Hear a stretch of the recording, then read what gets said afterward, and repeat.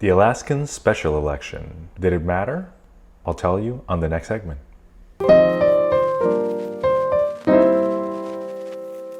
Hello everyone, welcome back to Luis Discusses Everything, and today we're going to discuss the 2022 Alaska Special Election results and why it matters and why it does not. It's a little bit of a kind of like a mix-up to say that it matters and at the same time it doesn't, right? Now, if you haven't heard, in the past 2 weeks, the Democrat Paltola beat Trump-endorsed Palin in the Alaskan Special Election. Now, this seat was held by it's incumbent for a very long time, I think around 40 years if I'm not mistaken.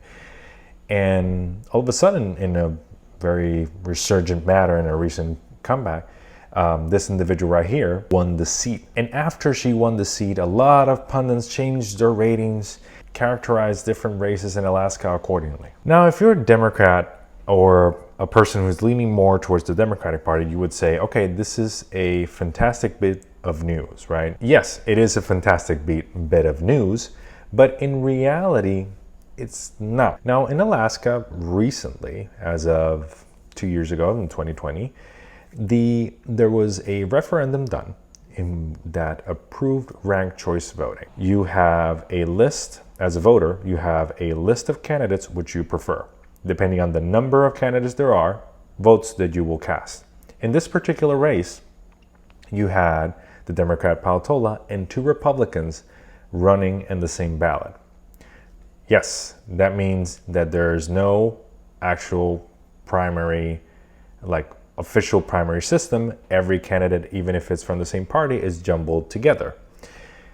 Now, it's also based on a series of rounds, right? Let's say you picked Sarah Palin as your first choice. And let's say your second choice was the other Republican. And your third choice was Paltola. In the first round, you had Paltola passing, right? And you also had Sarah Palin passing. They both qualified for the second round. The other Republican in the race was eliminated.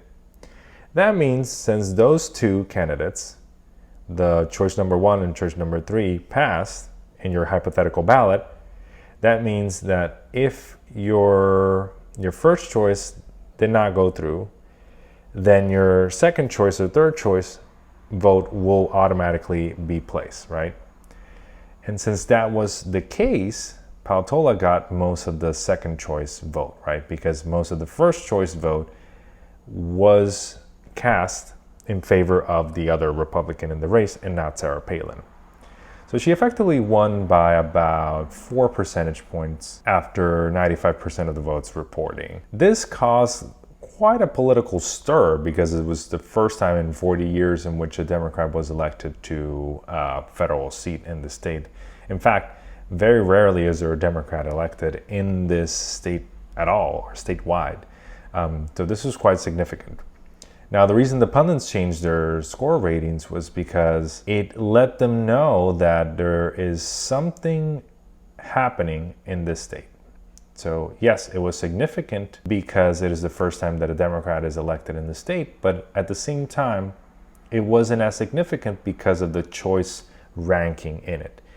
It had more to do with the fact that Sarah Palin was unpopular in the state because when she ran in 2008 and became John McCain's VP, she was considered unpopular because she, quote unquote, gave up on Alaska or let them out to dry by leaving the state and joining the McCain campaign. And that remained like a visceral memory in the minds of most Alaskans. Again, it was more to do with her unpopularity than Paltola's popularity. It's a very interesting dynamic, to say the least, but it shows how, in my opinion, democratic it is to have ranked choice voting.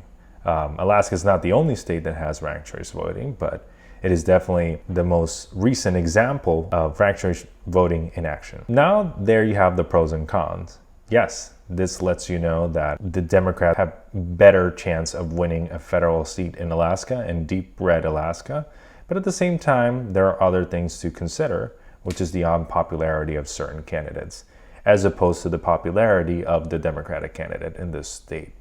Needless to say, this does shift the dynamic in Alaska, in a state that was slated to be 90% chance of the Republican winning has gone down, in the case of 538, to a 79% chance.